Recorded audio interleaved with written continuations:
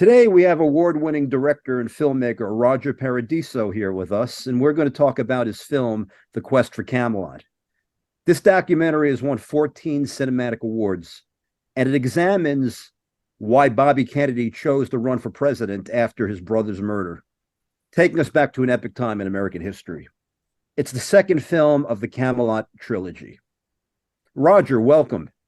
I've seen this film and even wrote a blog review of it. I love it. The footage and the interviews alone were incredible. You really captured details of Bobby's mindset and motivations after his brother's death that I've never seen in any other film. Can you talk about that? Well, thanks, Kaju. You know, this film has been running in the film festivals because to me, with the uncertain state of the industry, film festivals are like your distribution if you're an independent film. And the thing that's amazed me is that this film, The Quest for Camelot, has made 75% of its submissions. That is, 75 festivals have accepted it. 75 of the festivals I've applied to, 75% have accepted it. To me, I would be shocked if someone had told me that at the beginning. So that's a pretty high rate. So I understand the film's won over 50 awards. The three films together, there's one on Jackie, there's one on Bobby, one on John. They've won over 50 awards. Yeah, we were real lucky. I mean, we won awards from around the world. London, Milan, Cannes, New York City, Florence, Paris, Hollywood, Sweden, Turkey, India, Madrid, Denmark, and Rome. So we're really happy. Thank the directors and jurors of those festivals. They're all great festivals for independent film. It just goes to show there's a global interest in this subject matter. I was surprised, because a lot of times if you're, selected and they think you might win something, they talk to you, they reach out to you. And I was surprised at the level of interest that this story had. I wasn't sure if it was like a tiny little movie for America and people who remembered the Kennedys, but I think they were known all over the world because a lot of people from the festivals called about it and really loved the way it was presented, and they liked the subject matter. Jackie's really popular, still popular. At one time she was the most popular woman in the world. And then when she died in 94, people kind of had forgotten about her, and her funeral was a big deal in New York and around the world. I appreciate that great blog review. The whole thing to me was the difficulty in doing historical events when the people are not alive is that, you in the old days before video, you're stuck with pictures.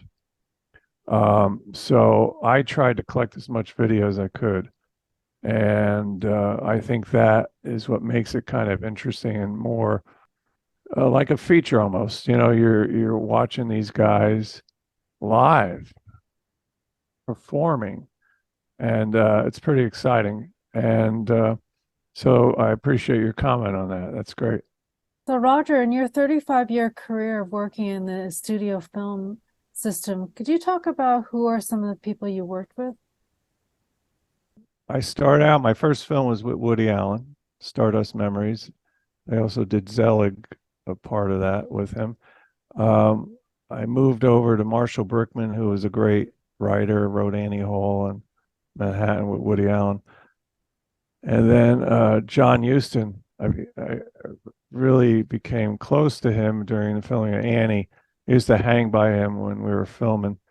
No one else was hanging by him. So I just kind of slipped over, and he got to talking to me, and we used to hang out a little bit.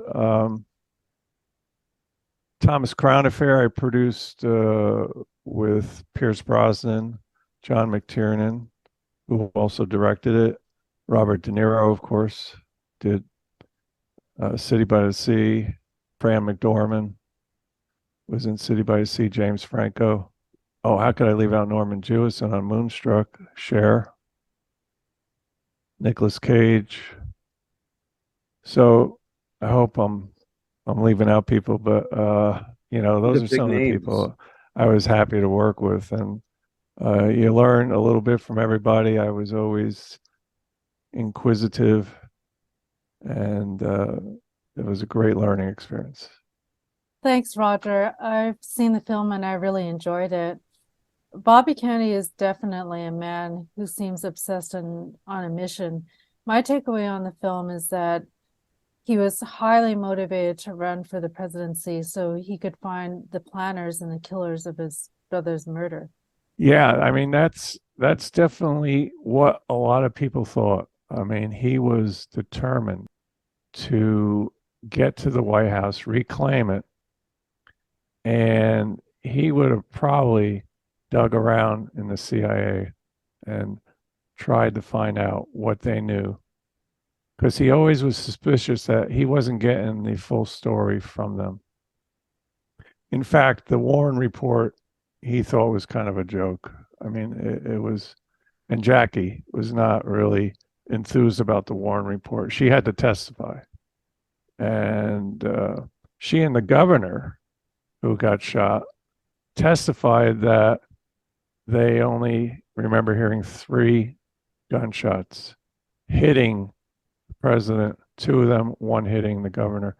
There was no magic bullet. There was a thing called the magic bullet in the Warren report where somehow one bullet went through both bodies at different angles and exited uh, John's body at the right part they needed it to exit. Everyone thought it was ridiculous. So the thing that's important about films like this is that it's really important to document history because we could see nowadays with Fox News and MSNBC, you don't know who's telling the truth. And a lot of people around the world, they live with dictators. So dictators like to control history. And you get the official story from the government, whether that has any validity or not. And most people are always skeptical of it. So it's really up to everyone nowadays to educate yourself, especially the filmmakers and journalists, to try to set the record straight. That's a thing that you try to do in a documentary, and I think people do a great job of that. But how do you do that, Roger? Well, it's really it's not unlike preparing anything, certainly comparable to a film. I mean, it took me 12 years to put this whole thing together. So, part of it is really reading books by historians, by people you trust. And, the other thing is I was really lucky to find the John F. Kennedy Presidential Library in Boston. Mary Rose there was fantastic. And they are a fantastic place to visit, but for research, it's great. So I got a lot of material there. The other thing is you want to find people to put in the film that are going to tell the story. And I was real lucky. I mean, I got some great people. Richard Reeves wrote a book called Portrait of Camelot.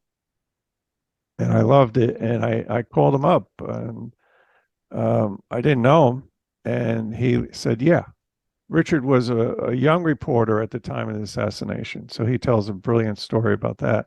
But he was on the scene, aware of the Kennedy administration and writing books about it, wrote books about other administrations. But he was great. Unfortunately, and this is why you want to get these people, he passed away a couple of years ago. So I'm happy I got him.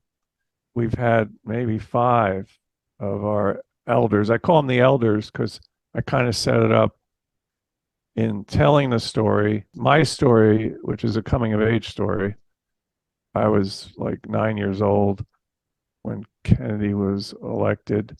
And then, I went through the whole 60s through my coming of age years. So I'm a voice in the story. The elders, the ones who were there, they were either writing about it, reporting about it.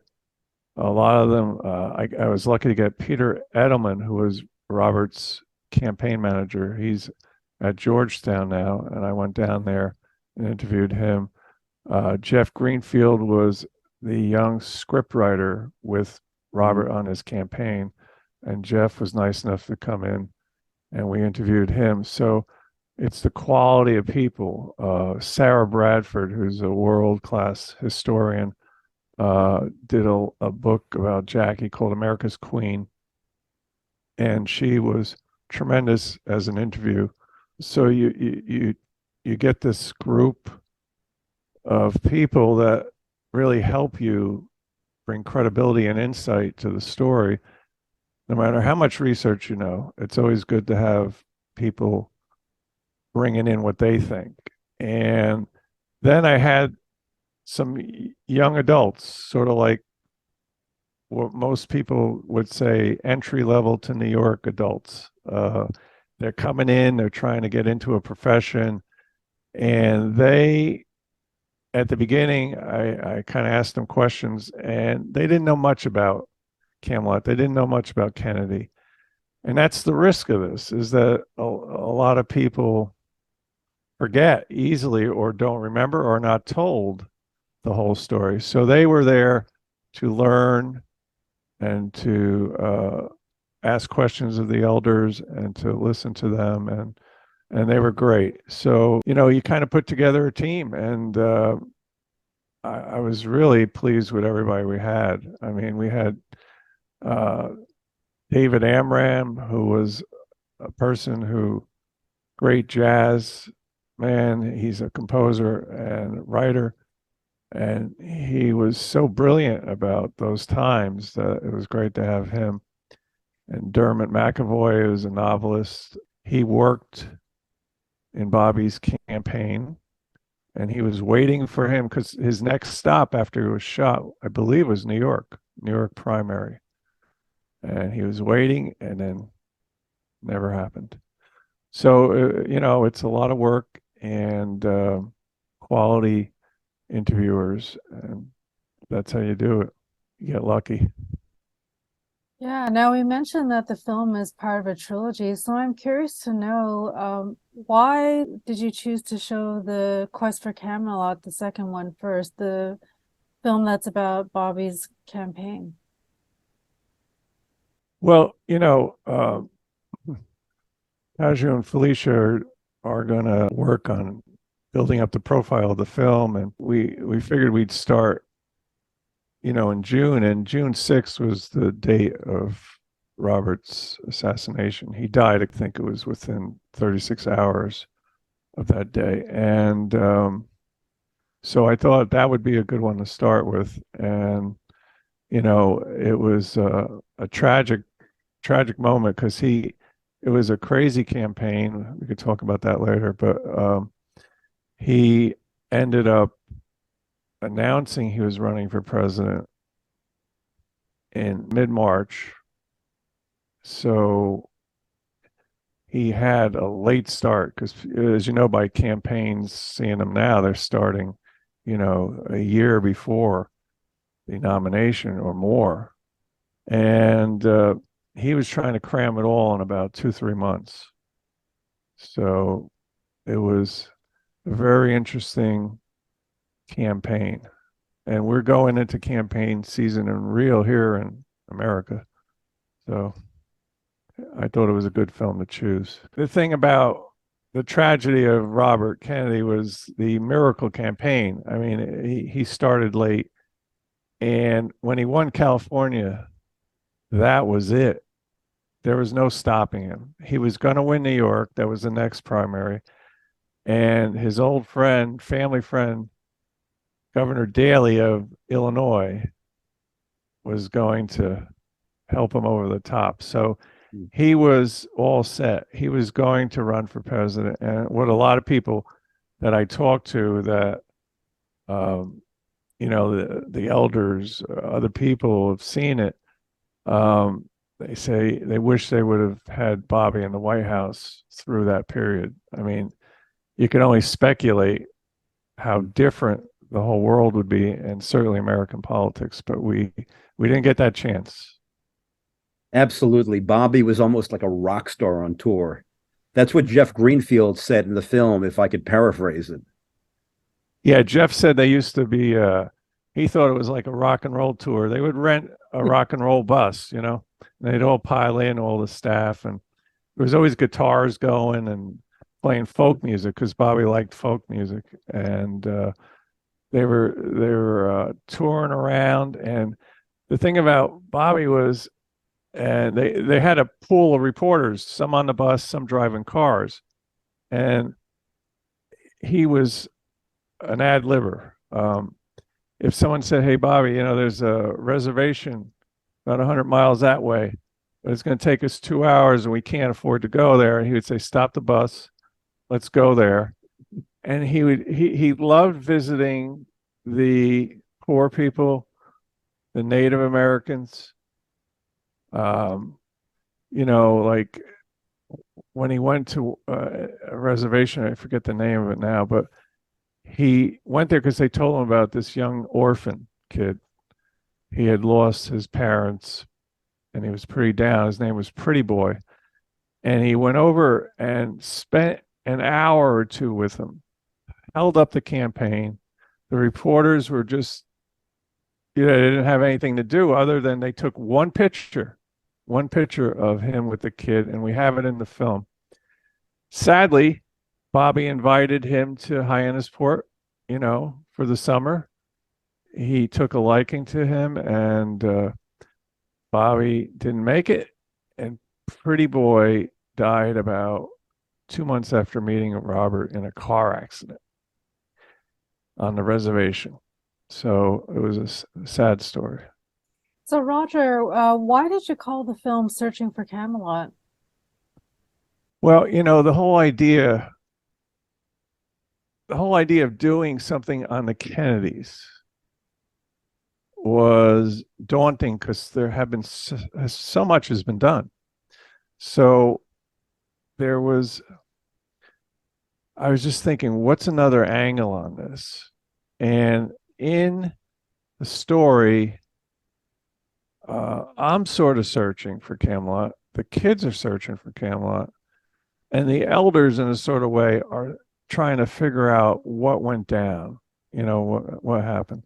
So I thought, well, there's something mysterious about Jackie calling it Camelot, and no one has spent as much time on it as I have.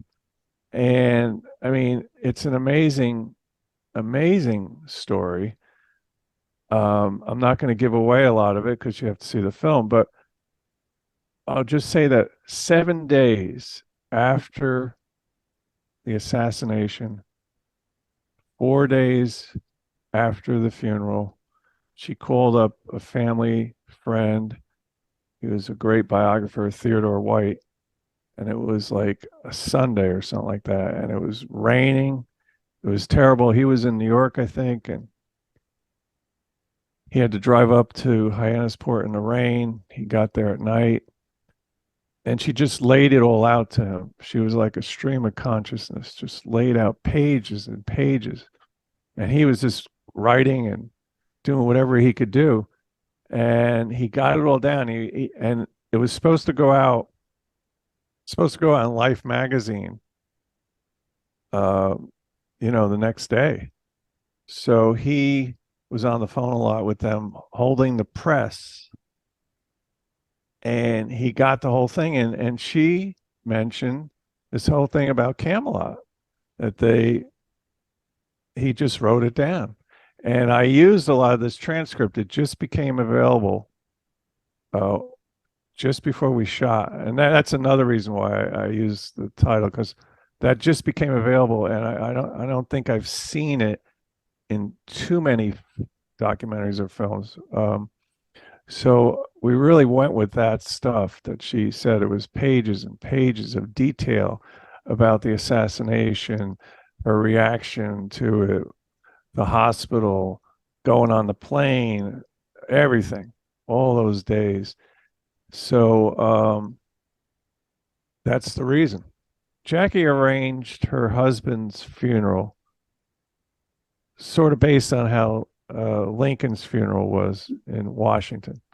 So it was really president to president kind of, the same thing happened. They both were assassinated. They both had the same civil crisis. So Jackie used the Lincoln funeral as her kind of idea of how to set that up. With Robert, he was never president. So he had a funeral at St. Patrick's in New York, and it was packed. The streets were overflowing. And they decided to put his body on a train. The train left Penn Station and was traveling to Washington, D.C. And everybody was on the train, celebrities, regular people who wanted to come, jumped on the train, and they expected to get into DC in about 3-4 hours, whatever the train takes. It took them like 10 hours because every stop they made, people were gathered around, hundreds of people, and they would always stop and wave and talk to the people at times. And it was very touching. Everyone there was like an Irish wake. They would tell stories about Bobby and they would laugh. But then whenever they went to a station, saw the hundreds of people, everybody was tearing up. So this was an amazing train trip. And then they took the body at night because the train was late. At night, it's in the film, and brought it to Arlington National Cemetery where he was buried next to his brother John. So it was an amazing thing watching that when I was younger. It was like wild. Wow. You'll have to watch the film. It's really fascinating that Camelot opened on Broadway right after the election and closed right after the assassination. JFK's friend at Harvard, Jay Lerner, was the lyricist. It was uncanny how it just popped up at the same time. The youngest president and first family in the White House, and then it was gone, just like Camelot. Amazing. Yeah, it's a different story. It's a different time film. I think we did real well on the research, and it is surprising. People probably don't know the whole story, and that's what I tried to do. We told this story without any corporate funding. It was all private money. So really we had no interference. Everybody just felt free to say what they wanted. There was no pressure. The library just gave us the materials. They really didn't influence me other than give me great research. That we have people banning books today, right? I mean, people are talking about banning books. How crazy. We have people trying to change history. Like there was no racism. It's a dangerous time. What really set me off, though, was, they have those parent-teacher nights and stuff like that. And I'd been wanting to talk to the people who taught and find out how they allocate the time to these events. The JFK thing in Anthony's, I think it was 7th grade, history book was about a page. So I was eyeing the history teacher, and then I walked over. I was nice, and I asked him, like, why only a page on that period? And he said, well, nothing happened. I was like, what? Nothing happened. And he also said, well, we don't have much say in the history books. The teachers don't have much say. It's done by corporations and different people who want to put stuff in, and the teachers just have to go by the book. So, when I talked to Richard Reeves, I told him about the teacher saying it's nothing happened, and he was laughing and laughing, and he said, I got to tell you something. That was the most historic presidency since Lincoln's. There was the civil rights component.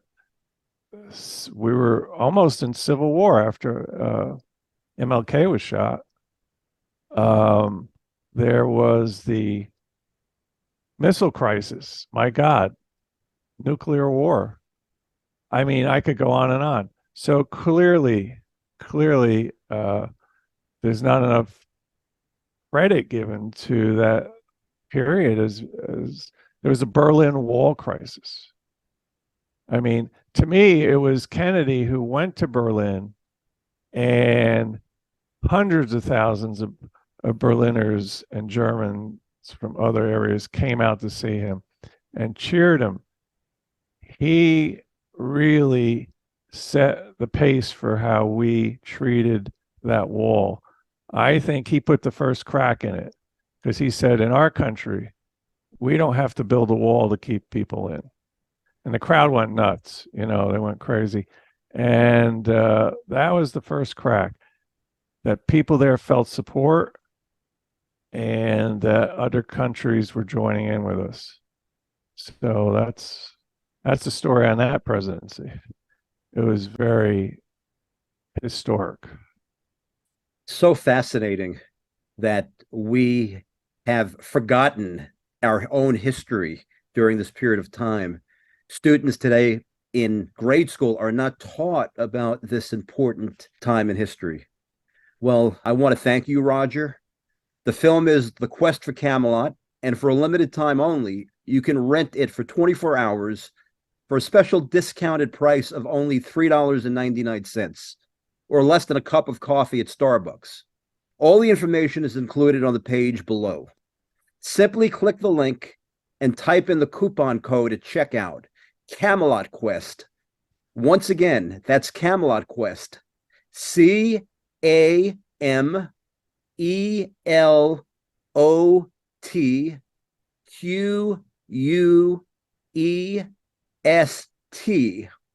And it's not case sensitive.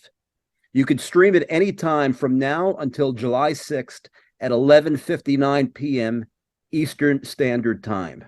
Folks, we also have a special one-day only Q&A with Roger. You could pick his brains, ask him any question. He's like a walking Wikipedia page. He has all of this information from actual experience.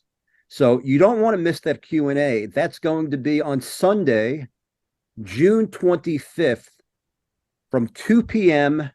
to 3:30 p.m. Eastern Standard Time.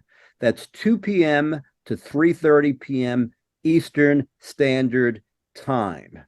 And very important, the first 50 people that buy tickets to this event are going to get a free copy of the film The Quest for Camelot on DVD. The first 50 ticket holders will get a DVD of The Quest for Camelot. Thank you, everyone, and we look forward to seeing you at the movies. Take care now.